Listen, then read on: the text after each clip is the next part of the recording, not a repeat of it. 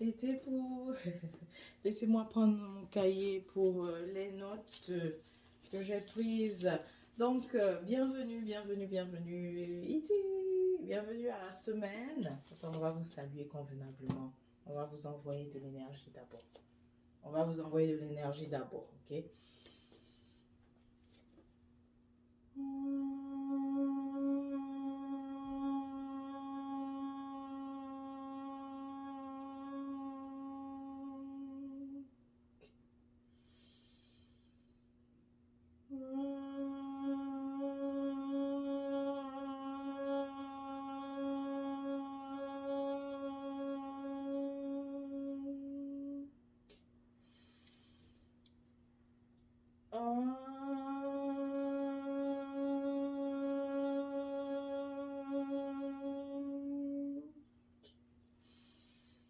Voilà, donc je vous ai envoyé de l'énergie.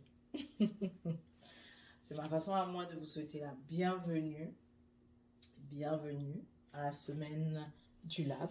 J'ai décidé de faire cette communication pour couper dans le temps que nous aurons à parler en fait à chaque session. Donc voici donc l'introduction et puis aussi en même temps instruction par rapport à la semaine au lab qu'on va passer ensemble. Bienvenue, d'accord? Donc bienvenue à la semaine Kamit de la guérison. Nous allons passer les 10 jours ensemble. 10 jours, nous commençons un samedi qui est... Pourquoi commencer un samedi? Parce que samedi, c'est le jour, dans la semaine Kamit, c'est le jour 1 Eroua. C'est le jour pour la mémoire, c'est le jour pour se régénérer aussi. C'est parfait pour parler donc au commencement de la guérison. Qui je suis? Oui! Ça tombe bien que je me présente parce que j'ai de nouvelles personnes qui sont là, qui ne me connaissent pas nécessairement. Donc, je trouve ça important de me présenter. Mais je veux aussi parler de 5 de mes valeurs, d'accord? Avant de parler de la semaine. Donc, je suis Imaru Omanda Kuruma. Omanda. Ah, tu dois te dire, oui, mais pourquoi elle a changé? Avant, c'était Amanda, maintenant c'est Omanda. Ça a toujours été au fait Omanda. Mais on a voulu juste franciser ça et on a mis Amanda. Voilà, c'est ça la différence. Sinon, ça a toujours été Amanda. C'est comme ça que ma mère m'a nommé Amanda. Et en mettant dans la version française, ça donnait Amanda. Amanda, c'était soi-disant plus facile. Mais maintenant, je tiens à garder la version originale. Qu'est-ce côté, n'est-ce pas, pour des raisons de vibration. N'est-ce pas? Vibration, c'est ça. Vibration. Donc, je préfère que tu m'envoies la vibration, Amanda. Si tu m'appelais aussi Queen K, ben, qu'est-ce qui a changé? Non, la reine là, la queen là, elle a juste décidé de retrousser ses manches et d'être vraiment bâtisseur ou Messoud. Il y a beaucoup de choses à faire à l'ouvrage. C'est pas le moment pour le temps. C'est pas le moment pour le temps. Hein. Qu'est-ce que je raconte? Ce n'est pas le temps en fait. Le temps ni le moment. Donc j'ai mis les deux à la fois dans la phrase. Donc ce n'est ni le temps ni le moment de juste rester assise sur le siège de reine. J'ai retroussé les manches et je suis sur le terrain, sur le champ, n'est-ce pas? En train de bâtir le Wem Messoud. Donc, je suis Maro Amanda Kourma, bâtisseur au Wem Messoud. Je suis votre guide, votre enseignante, votre mentor, votre messagère aussi. Hein? Et voilà. Je suis aussi une chercheuse. Je m'intéresse à l'aspect... En fait, je fais souvent ce parallèle, ce lien entre ce que les nouvelles sciences, comme la physique quantique qui m'intéresse beaucoup, la neuroscience, qu'est-ce qu'elles sont en train de dire? Et je vois souvent qu'il y a un énorme lien en fait avec l'application de nos spiritualités finalement. Ce que je trouve, c'est que notre spiritualité kamite, c'est l'application en fait de la science, n'est-ce pas? C'est l'application de la science. Et qui m'a éveillé à ça, je tiens à le dire, qui m'a éveillé à ça, qui m'a mis ces puces-là à l'oreille, il y a Bassong. Donc je pense que vous l'avez vu dans ma bibliothèque ici. C'est un de mes favoris. Bob Bassong, c'est un de mes favoris. Il y a aussi Dibon Barry. Hein? Il y a aussi Dibon Barry, ces conférences auxquelles j'ai assisté, ça m'a mis la puce à l'oreille. Hein? Euh, Je me souviens d'une des conférences où on parlait molécules, protons, on parlait boson de Higgs et on faisait, en tout cas, on voyait le parallèle dans les nétéros. Et depuis là, depuis que j'ai eu la piqûre, j'ai pas arrêté justement de continuer cette merveilleuse recherche. Voilà. Alors, donc maintenant on sait qui je suis. Autre chose, souvent ça revient, mais ça c'est la partie que j'aime le moins couvrir. Mais puisque c'est ce que vous voulez savoir, alors je réponds. Quels sont tes pouvoirs? Puisqu'on parle de spiritualité, ça arrive avec moi. Quels sont tes pouvoirs? J'ai résumé ici en trois, d'accord? J'ai le pouvoir de l'ombre, donc c'est cette capacité d'intervenir simplement, mais sans publicité. On arrête là, on donne, dit pas plus. Ensuite, parole. Bon, ça, j'ai pas volé, hein, je suis Fakoli, que voulez-vous? C'est-à-dire notre parole, ce qui sort, ce qu'on dit, c'est des enseignements. Et ça vient aussi de loin, au fait. Mais j'ai pas volé ça, hein, Fakoli. Je suis Fakoli. Alors, je descends de lignée maternelle à Caen et Nyambois et de lignée paternelle mandé et vietnamienne. Ensuite, l'autre pouvoir, c'est celui des sens, au niveau des sens. Le premier qui s'est éveillé, le premier qui est, enfin, qui s'est éveillé, on dirait que je l'ai toujours eu, parce que j'étais toute petite, que voilà, c'est celui-là, le sens, ce sens-là, qui sent des choses que les autres ne sentent pas. Donc finalement, c'est des odeurs, mais qui nous parviennent. Finalement, c'est des signaux qui nous parviennent de l'autre dimension. C'est des signaux qui nous parviennent de l'invisible qu'on est capable de ressentir avec le nez. Et ces signaux, évidemment, ont des messages. Quelqu'un qui se désincarne, c'est-à-dire qui transitionne. Bon, dans le langage profane, on dit qui meurt. La personne, quelques jours avant, elle est en train de laisser les particules qu'elle est en train de laisser, n'est-ce pas? On peut les sentir tout simplement. D'accord? Donc c'est ça. Mais je suis contente que c'était très très fort quand j'étais très jeune. Et on dirait que plus je vieillis, ça s'en va. Ou quand j'ai compris que c'était pas mauvais, j'ai eu le souhait que ça revienne en fait. Parce que j'ai eu une phase où j'ai voulu fermer toutes ces pouvoirs-là, toutes ces forces-là, toutes ces intuitions-là en fait en moi. Parce que pour moi, c'était pas bien. Selon ma façon de penser, c'était pas bien. Mais celui-ci, je dirais que très faible en fait, très faible. L'autre pouvoir donc du sens, le sacré à la kinésique, donc c'est le pouvoir kinésique, c'est-à-dire que le corps il va bouger, mon corps il va bouger, hein? Je vais lui dire va chercher telle chose que j'ai perdue, il va le retrouver. Mais là, moi j'attends, je veux qu'il aille chercher les trois. Je lui ai dit montre-moi là où je ramasse 300 millions. Pourquoi il ne fait pas? Parce que tout le monde enferme ces 300 millions en fait. Dommage. Mais en tout cas, ce kinésique, il est très fort et je remercie. Ça, il ne me trompe jamais, jamais, jamais, jamais. Mais par contre, j'ai tendance à ne pas l'écouter. Je me souviens une fois, il y a eu une situation où ça a dégénéré. Mais si je l'avais écouté, ça n'aurait pas eu lieu. Ça n'aurait pas eu lieu. Dégénéré parce que, bon, c'était une personne que je considérais amie et l'amitié s'est arrêtée ce jour-là. Mais qu'est-ce qui est arrivé? La personne est venue me chercher. Ah, je veux te sortir. J'étais en deuil aussi. Hein, en deuil. Enfin, est-ce que je dois même employer ce mot maintenant? C'est vrai qu'avant, je faisais le deuil, mais plus maintenant. On va faire pause à cause des pluies. De retour. Donc, je disais que ce kinésique ne me trahit pas parce que une amitié qui se finissait, la personne me dit, viens, on sort, comme là, t'es en deuil. Et je recule comme ça, vraiment, je recule. Mon pied recule et me dit, n'y va pas, quoi, n'y va pas. Bref, j'aurais dû écouter, hein, mais bon, c'est pas grave, c'est ça, c'est ça, c'est ça. Bon, j'ai été un peu distrait, hein, j'ai du mal à revenir. Reviens. Ouais, reste là, reviens. Donc, je parlais de pouvoir des sens, l'olfaction, olfactif. Quand j'ai fait pause aussi, et je venais de dire que c'est très faible. il m'a fait voir que, il me dit, mais tu es ingrate, hein. Il y a combien d'odeurs que je t'ai fait sentir et c'était juste. Et tu dis que c'est faible. Il m'a rappelé certaines choses. Alors, ça c'est pour mesdames. Si ça c'est fort, il y a beaucoup de choses que vous pourrez détecter sur votre homme, ok? Si il va à une destination A, il revient, son odeur peut ne pas être la même. Vous comprenez ce que je veux dire? Vous comprenez?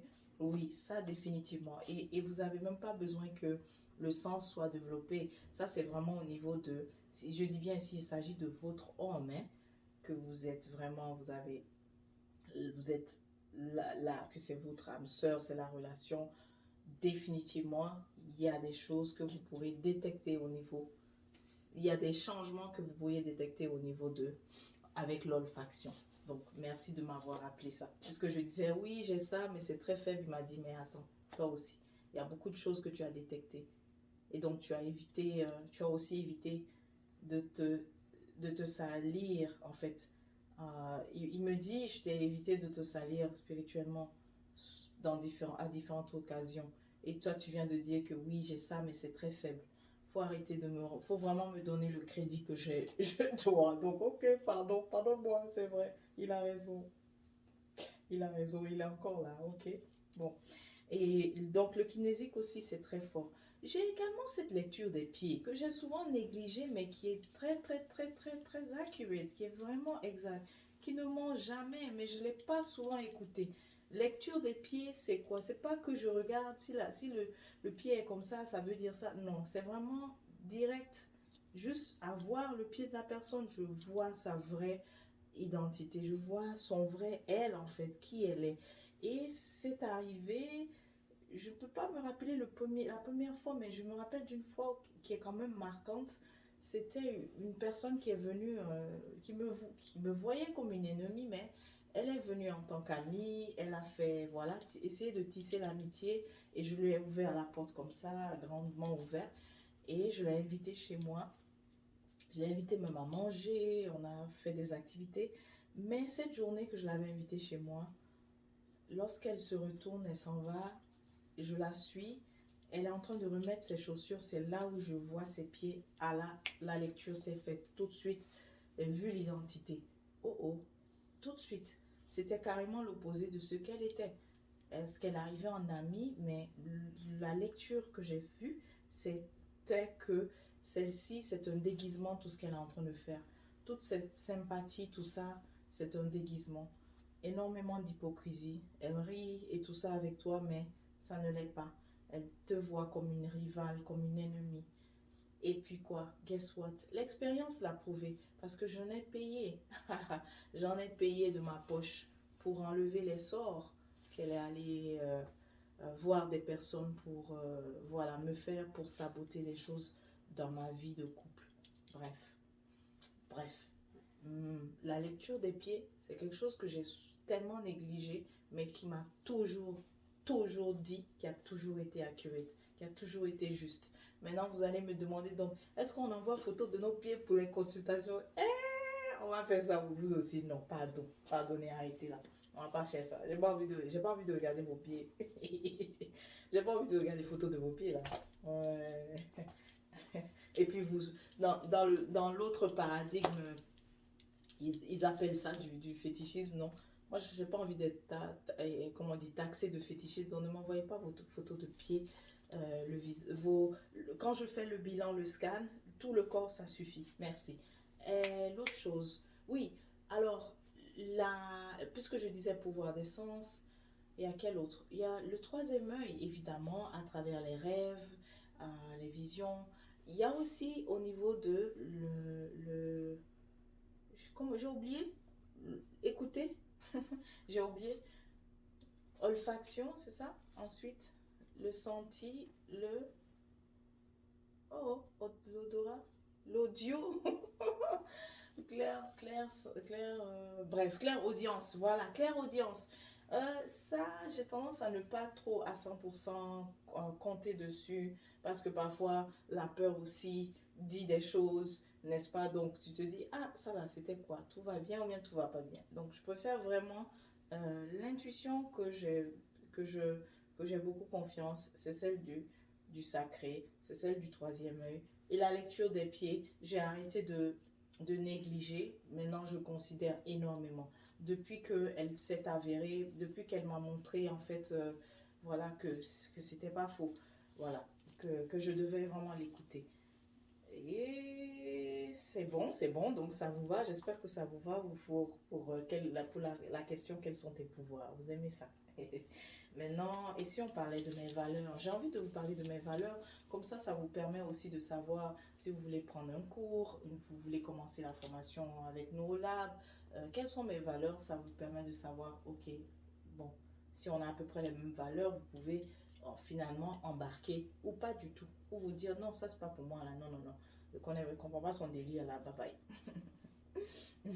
Donc la première, c'est de vivre au quotidien. J'ai écrit vivre au quotidien parce que qu'est-ce qui se passe? Il se passe qu'on se réveille, n'est-ce pas? Quand on entend parler Quand on est dans le paradigme de la Renaissance, dans le paradigme kamite, on s'est réveillé suite aux travaux de Cheikh Anta Diop. On s'est réveillé suite à, en tout cas, des vérités qu'on a découvertes qui nous concernaient, n'est-ce pas? Et là, mais je pense qu'on ne doit pas juste s'arrêter là. Je pense que maintenant, c'est de faire la rupture avec l'ancien paradigme dans lequel on fonctionnait, puisqu'on on a compris que c'était un paradigme artificiel. Et là, maintenant, qu'est-ce qu'il faut faire? Il faut fonctionner dans le paradigme naturel. Il faut connaître le mode de vie du paradigme naturel et fonctionner. Je crois qu'il faut donc vivre au quotidien, n'est-ce pas? Le deuxième, c'est ben, si tu y vis au quotidien, si tu as débranché du paradigme artificiel, parce qu'on reste dans le paradigme artificiel, c'est celui qui nous donne de quoi manger, de quoi nous nourrir. Le paycheck, n'est-ce pas, le salaire. Donc, il faut aussi faire l'effort c'est ce que je crois, je ne suis pas en train de dire vous devez faire ça, je crois aussi qu'on doit faire l'effort de le quitter à ce niveau-là, de le quitter au niveau où c'est lui qui nous nourrit à 100%, quoi. Vraiment, qu'on doit faire l'effort. Et maintenant d'être autonome, de fonctionner. Donc, puisque ce paradigme artificiel nous donnait de quoi nous nourrir, nous loger, etc., euh, mais on fait aussi l'effort de fonctionner aussi dans le nouveau, mais de créer la richesse dans le nouveau. S'il est vrai qu'il y a une forme de richesse dans l'ancien, ben la vraie richesse, elle est dans le paradigme naturel, ok? Dans le naturel, parce que j'ai dit nouveau et ancien, non. C'est l'artificiel et le naturel. Il y a aussi une forme de richesse que nous devons faire l'effort de vivre, de prospérer et de partager aussi cette richesse. Mais je crois aussi que ça se fait ensemble. Donc c'est la prochaine valeur, l'esprit Ubuntu. C'est ça qui nous anime en tant que Muntu, en tant vraiment que personne authentique. Hein. C'est ça qui anime notre pensée, notre philosophie au fait. On n'est pas des gens individualistes. Si on regarde notre philosophie, nos valeurs en fait ancestrales, on est vraiment communautaire. Donc je crois que on doit apprendre à vivre, prospérer et créer aussi c'est ça, vivre, créer, prospérer, partager la richesse dans ce paradigme-là. Je ne dis pas que c'est easy, mais on doit être sur la voie, n'est-ce pas, en train d'essayer de le faire, en train de faire ses efforts. Et ça nous invite justement à la créativité, ça nous invite aussi à nous réinventer au fait. Prochaine valeur, c'est le leadership féminin. Je crois en fait que les femmes qui prennent conscience ne doivent pas se gêner de faire preuve de leadership, ne doivent pas se gêner de se mettre en fait finalement devant pour partager en fait ce qu'elles ont appris. Mais cela passe par accepter d'apprendre. Parce que c'est vrai, c'est bien beau de dire aux femmes, faites preuve de leadership, mais il ne faut pas aussi sauter les étapes. Il faut accepter d'abord de se redécouvrir, ok, en tant que femme, et finalement, de se redécouvrir, savoir qui vous êtes en tant que femme, dans ce paradigme surtout. Si vous savez vraiment qui vous êtes dans ce paradigme, vous n'allez pas hésiter à faire preuve de leadership, n'est-ce pas? Voilà. Mais c'est essentiel, l'étape d'apprendre, d'accepter d'apprendre. Mais accepter d'apprendre aussi, c'est accepter de guérir. Guérir aussi de nos traumas. En tant que femme, nous avons aussi nos traumas. Et puis, guérir de la blessure de la séparation. Hein? nous les sœurs, on est séparés, mais surtout le paradigme ancien, le paradigme artificiel, je l'appelle ancien parce que pour moi il est derrière vraiment. Le paradigme artificiel a là, si je commence à parler de ça, c'est toute la présentation, au fait, sur le trauma du genre que je vais déballer. Je vous invite à la voir lorsqu'elle sera disponible sur la chaîne.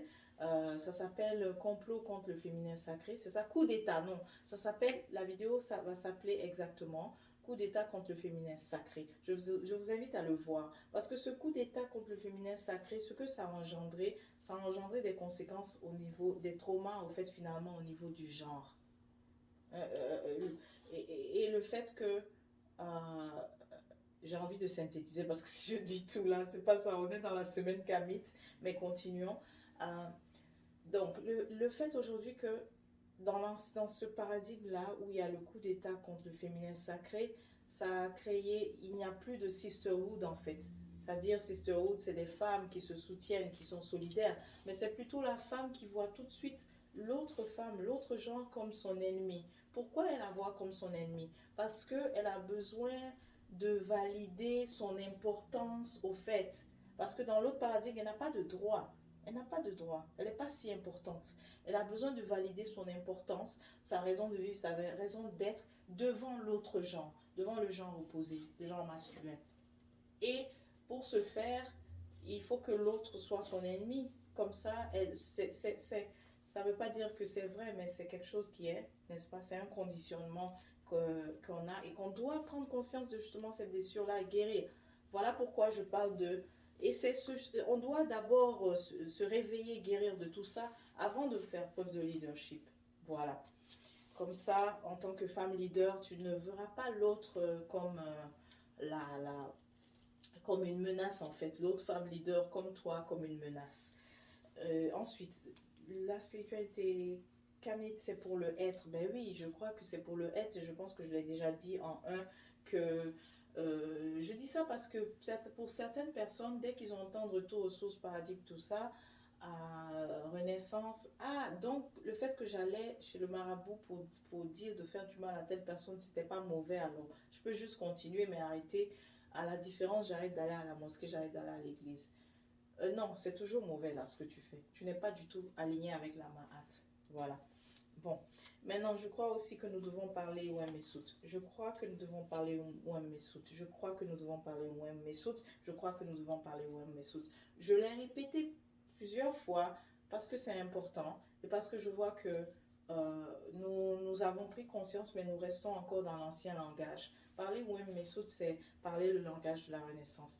Si nous avons appris que certains termes sont restés dans le grec ancien suite au fait qu'ils ont, avec leur occupation de nos territoires, ils ont donc mis aussi les expressions, les mots, les noms dans cette langue. Lorsque nous apprenons les versions endogènes, utilisons-les. Ah, j'utilise encore tel mot parce que tout le monde ne connaît pas. Eh bien, à quel moment tout le monde va connaître? À quel moment tout le monde va connaître? Voilà, bah c'est ça. Je crois qu'il faut que c'est pour ça qu'au lab, on fait vraiment l'effort d'utiliser les termes endogènes, d'utiliser au maximum les termes endogènes. Ensuite, ah, est-ce que j'ai parlé de ça, l'aspect des sciences? Oui, j'ai parlé de l'aspect des sciences. Maintenant, je souris parce que là, on parle de la nourriture là. Je ne suis pas dans un isme, c'est vrai. Donc, je suis votre guide, c'est vrai, pour le mode de vie kamite et tout ça. Mais, mais je ne vais pas vous dire d'être vegan ou d'être végétarien, etc. Pourquoi? Parce que dans mon cheminement, je réalise qu'il faut aussi, le système artificiel, il tente de survivre. Il tente de survivre parce qu'il constate que les gens prennent conscience. Et comme il constate que les gens prennent conscience, il a aussi développé lui aussi son propre paradigme. Le paradigme artificiel a créé aussi un autre paradigme qui est celui de la copie du paradigme naturel. Et dans ça, il veut nous prendre à travers justement certains ismes, ok?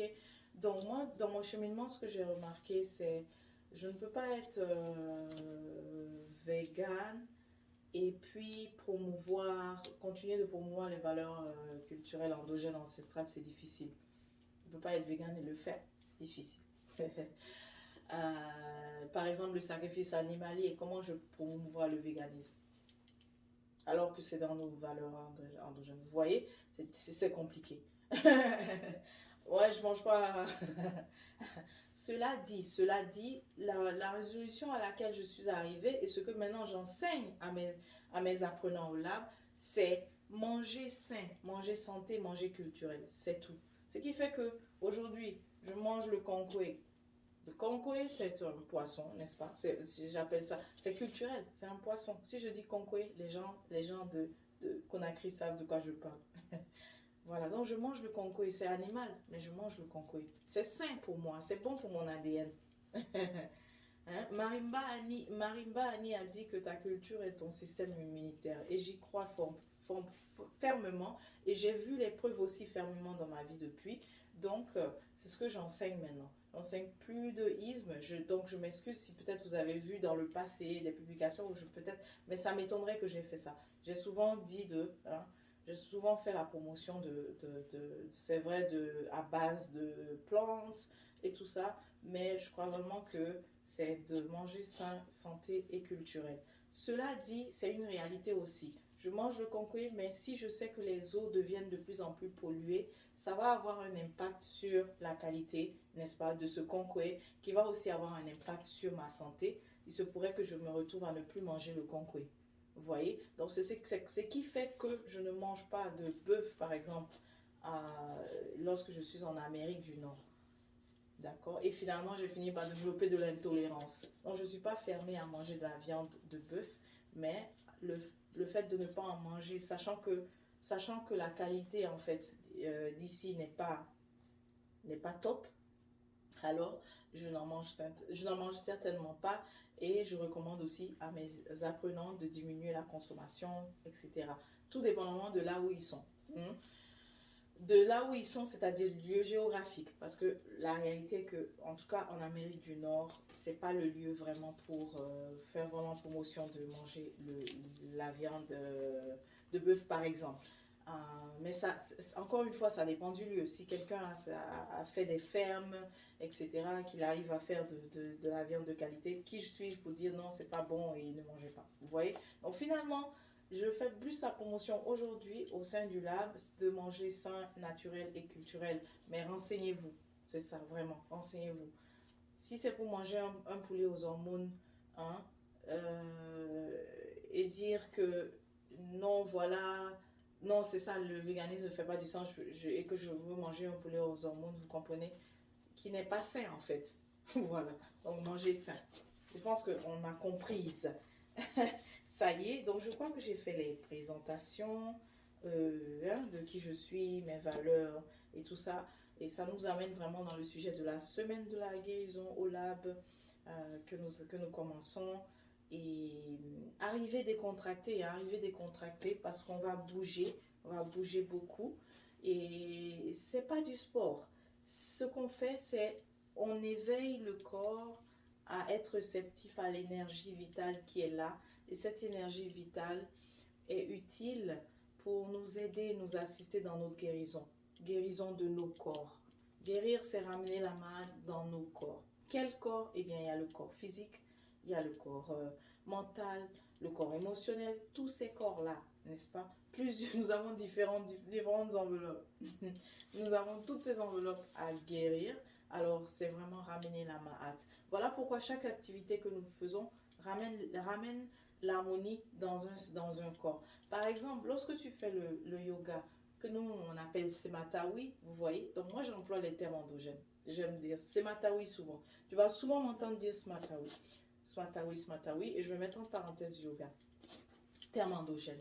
On se retrouve lorsqu'on dit Smatawi versus de dire yoga. Parce que si je vais dire aux gens, c'est pas, je dis aux Kamit, faisons du yoga ensemble. Ah, c'est pas pour nous, c'est pour les gens là, les orientaux là-bas. Mais si je leur dis faisons Smatawi, c'est dans notre langue. Alors, ils se retrouvent. Voilà. Et en parlant de ça, ça me fait penser, j'ai envie vraiment aussi de mentionner Sene Mungaba, qui a transitionné et qui est vraiment quelqu'un aussi qui a été dans cette application-là des termes endogènes jusqu'à enseigner vraiment n'est-ce pas, les sciences en lingala. Hein. Donc c'est vraiment fabuleux ce qu'il a fait et que son cas soit vivifié, vraiment, vraiment, Sene Mungaba. Ensuite, donc, qu'est-ce que je disais là? Est-ce que je disais que nous allons bouger? Donc, lorsqu'on fait par exemple du Smatawi, c'est pour, ça va guérir vraiment le corps bas, c'est-à-dire l'âme. Ça va vraiment guérir ce corps-là. Vous voyez? N'est-ce pas? Donc, c'est comme, on se dit, oui, mais ça ne muscle pas. Oui, c'est bon. Faire peut-être beaucoup de yoga, ça peut muscler. Mais le but ici, c'est ça guérit vraiment l'âme, en fait. Vous voyez? Donc, c'est ça. Les gestes, les mouvements, tout ça, les exercices qu'on va faire, ça sera vraiment pour nous aider à être sensible, en fait, finalement, à l'énergie.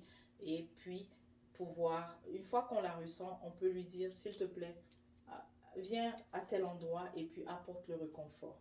Ok. Est-ce que oui, je n'ai pas mentionné, oui, j'aime pas trop l'aspect j'ai étudié si j'ai étudié ça, mais oui, je suis aussi initiée dans les soins énergétiques.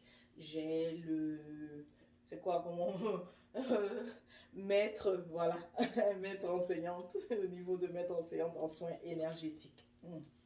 Des titres. Ça. Donc, c'est ça. Quoi d'autre? Qu'est-ce qu'il faut savoir par rapport à la semaine de la guérison? Elle est destinée à tout le monde, donc n'hésitez pas à partager aux personnes pour suivre ensemble. Est-ce que si j'ai un diagnostic, je peux suivre la semaine? Bien sûr, c'est le but. Viens suivre la semaine. Est-ce que je vais guérir? Tu vas guérir si tu veux.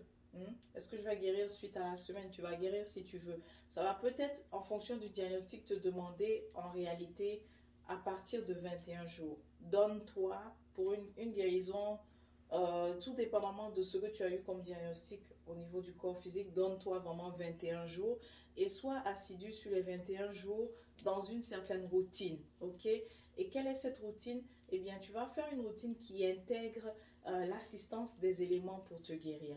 Il faut que tu aies des activités donc de type eau, il faut que tu aies des activités de type air, feu, terre et éther. Quand je dis activité, c'est pas, ça a l'air d'être beaucoup, mais quand je dis activité eau, c'est que tu te lèves, tu te prends une bonne tisane naturelle. C'est ça l'activité eau.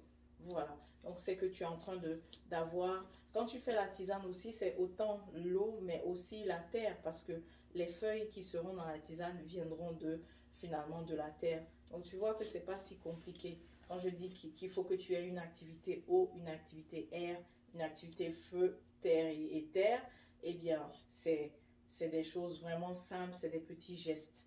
Une activité air, par exemple, c'est lorsque tu fais la reconnaissance, que tu reconnais que j'ai invité en fait cette maladie en fait en moi afin de pouvoir répondre à un certain besoin, tu vois, et que tu fais finalement des affirmations, c'est ça une activité air. Lorsque tu fais le pardon parce que tu as reconnu que c'est toi qui as invité cette maladie pour répondre à un besoin, que tu n'avais pas le courage de répondre à ce besoin sans culpabilité, alors tu vas voir que c'est ça, tu fais le pardon finalement, tu te dis que tu te pardonnes d'avoir invité cette maladie. Alors c'est ça l'activité feu parce que tu es en train d'utiliser, oui, effectivement, j'ai dit feu, air. Parce que tu es en train de parler, tu es en train d'utiliser la communication, tu es en train d'utiliser ton harit sechem et donc c'est l'élément air qui rentre en jeu. Tu vas avoir une activité terre lorsque je t'invite à aller marcher par exemple, mais te ressourcer aussi dans la nature, tu vois. Tu vas avoir une activité éther lorsque tu vas te recentrer, c'est-à-dire méditer. Tu vois. Donc tu vois toutes les activités que je viens de citer, comment elles sont complémentaires les unes et les autres. Très souvent, certaines écoles vont juste privilégier, vont dire oui, tu as tel mot, donc fais juste la méditation pendant un certain nombre de jours pour y arriver. Mais c'est bon de le faire 360, c'est bon de le faire complet, c'est bon de le faire holistique. C'est-à-dire, les éléments sont là. Collabore aussi avec eux. Les éléments sont là depuis la création. Collabore avec les éléments. Tout ça, c'est complémentaire. Ah, j'ai déjà eu, oui, j'ai déjà eu. Pourquoi je dis ça? Parce que c'est fou. L'activité, par exemple, activité eau, tu as besoin aussi de bains de purification. J'ai déjà entendu des réponses qui m'ont laissé vraiment. J'étais là, je me suis dit, waouh, ouf. Ou je dis, tu as besoin de bains de purification. Et là, on me répond, non, ça va, je vais aller. Je vais juste méditer pendant longtemps. C'est bon. Mais c'est complémentaire tout ça, n'est-ce pas? Tu vas voir que tu prends des bains de purification. Disons, tu prends des bains de purification pendant une semaine. La semaine qui suit, tu médites. Tu vas voir que même l'expérience de ta méditation, là, elle est meilleure. Hein? Elle est meilleure parce que tu as bien préparé, hein? Tu as bien préparé les corps. Tu as bien préparé ton esprit. Ah, finalement, tu t'es bien préparé à être aligné avec ton esprit. Vous voyez? Donc, c'est complémentaire. C'est complémentaire. C'est très complémentaire. Très, très, très complémentaire. Et j'insiste, et j'insiste. Parce que ça, oui, j'ai quelques fois, pas souvent, mais j'ai quelques fois entendu ça. Non, non, ça va, moi je vais juste aller méditer. Non, je fais juste la méditation. Ok. Alors, donc c'est bon, je pense qu'on a tout couvert. Et rendez-vous donc, ça c'est chaque jour à 19 heures heure de Périsis. J'espère que je ne me trompe pas. Wanda et l'heure. Alors, s'il y a quelque chose que je vous dirais de ne pas me faire confiance, c'est sur ça. J'ai tendance à mélanger les fuseaux horaires, tout ça. Donc, double vérifier. Mais je sais que c'est 19 heures heure de Périsis, et c'est 13 heures heure d'Ottawa. Ok? Alors, portez-vous bien et à la prochaine. Je me demande, j'oublierai de vous dire, si tu n'as rien ressenti de ce qui a été fait aujourd'hui, l'exercice d'aujourd'hui, ce que tu fais, c'est prendre de l'eau, rajoute du sel, j'aime si tu en as. Si tu n'as pas du sel, j'aime, prends du sel d'Himalaya. Si tu n'as pas du sel d'Himalaya, pardon, prends du sel de mer, du gros sel, et puis tu te laves avec. Comme ça, tu viendras, tu vas bien ressentir aussi l'effet de ce que nous faisons ensemble. Ok? Alors donc, à bientôt.